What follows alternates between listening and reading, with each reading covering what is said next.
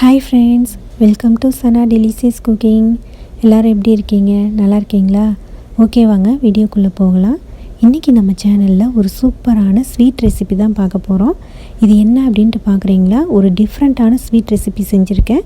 அது எப்படி செய்கிறது அப்படின்ட்டு வீடியோக்குள்ளே போய் பார்க்குறதுக்கு முன்னாடி என் சேனலை சப்ஸ்கிரைப் பண்ணலைன்னா மறக்காமல் சப்ஸ்கிரைப் பண்ணி பக்கத்தில் ஒரு பெல் ஐக்கான் இருக்கும், அதையும் ப்ரெஸ் பண்ணி ஆல்ரெடி ஒரு ஆப்ஷன் இருக்கும், அதையும் கிளிக் பண்ணி வச்சுக்கோங்க. அப்போ தான் நான் போடுற எந்த வீடியோவையும் நீங்கள் மிஸ் பண்ணாமல் பார்க்கலாம்.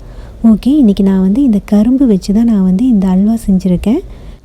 இப்போ அல்வா செய்கிறதுக்கு கரும்பு நல்லா வாஷ் பண்ணி எடுத்துகிட்டு நான் இந்த மாதிரி தோலெல்லாம் சீவி எடுத்துட்டேன். இப்போ நம்ம வேணுங்கிற கரும்பு மட்டும் நம்ம இந்த மாதிரி க்யூபாக கட் பண்ணி எடுத்துக்கலாம்.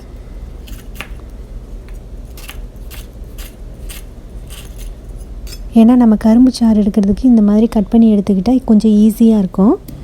இந்த மாதிரி நம்ம இடித்து மிக்சியில் போட்டு அரைச்சி சாறு எடுத்துக்கலாம். நம்ம அப்படியே போட்டு மிக்சியில் அரைச்சோம் அப்படின்னம்னா சரியாக அரைப்படாது. அதுக்காக இந்த மாதிரி தட்டி நம்ம மிக்சியில் போட்டுக்கலாம்.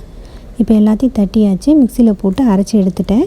இப்போ அல்வா செய்கிறதுக்கு ஒரு பேனில் நான் ஒரு 150 கிராம் வெல்லம் ஆட் பண்ணியிருக்கேன். இந்த வெல்லம் கரையிறதுக்காக கொஞ்சமாக வாட்டர் ஆட் பண்ணிக்கலாம். இப்போ பாருங்கள், வெல்லம் பாகு ரெடி ஆயிடுச்சு. இப்போ வெல்லத்தை காய்ச்சியாச்சு. இதை நம்ம வடிகட்டி எடுத்துடலாம். ஏன்னா வெல்லத்தில் எப்போவுமே மண் இருக்கும். இந்த மாதிரி வடிகட்டும் போது எல்லா மண்ணும் வந்துடும்.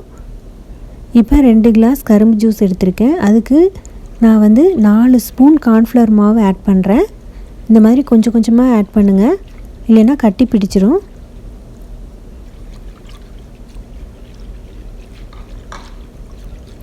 இப்போ நல்லா கார்ன்ஃப்ளவர் மாவு போட்டு கலந்தாச்சு. இப்போ அல்வா செய்கிறதுக்காக நான் பேனில் 2 ஸ்பூன் நெய் விட்டுருக்கேன். நெய் சூடானதுக்கப்புறமா நம்ம தேவையான அளவு முந்திரி ஆட் பண்ணியிருக்கேன். இதை நல்லா ப்ரௌன் கலர் வர வரைக்கும் வறுத்து எடுத்துக்கலாம். இப்போ முந்திரி நல்லா வறுத்தாச்சு. இதை ஒரு பவுலில் மாற்றிடலாம்.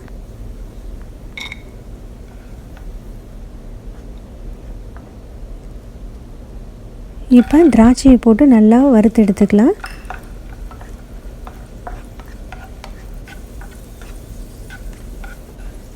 இப்போ திராட்சை நல்லா வறுபட்டுருச்சு. இதையும் நம்ம பவுலில் மாற்றிடலாம். இப்போ அதே பேனில் நான் கரைச்சி வச்சுருக்கிற கரும்பு சாறையும் கார்ன்ஃப்ளவர் மாவையும் கரைச்சி வச்சோம் இல்லைங்களா, அதை ஆட் பண்ணிக்கலாம். இப்போ ஸ்டவ்வை மீடியம் ஃப்ளேமில் வச்சுட்டு நம்ம கை விடாமல் மிக்ஸ் பண்ணிகிட்டே இருக்கலாம்.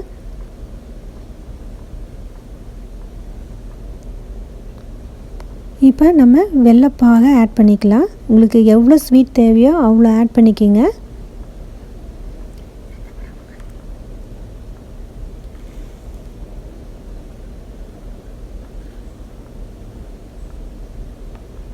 இப்போ இந்த மாதிரி பொறுமையாக நல்லா மிக்ஸ் பண்ணியாச்சு.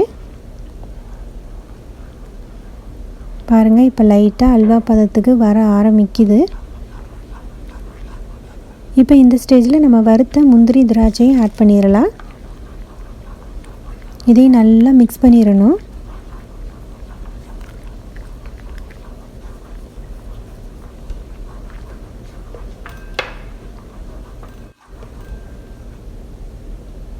இப்போ 1 ஸ்பூன் நெய் ஊற்றி இதையும் நல்லா மிக்ஸ் பண்ணிக்கலாம்.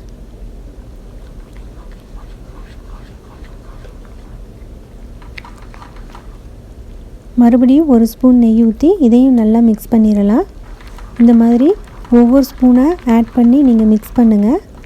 அப்போ தான் அல்வா பதத்துக்கு நல்லா வரும். இப்போ பாருங்கள், அல்வா பதத்துக்கு வர ஆரம்பிச்சிருச்சு.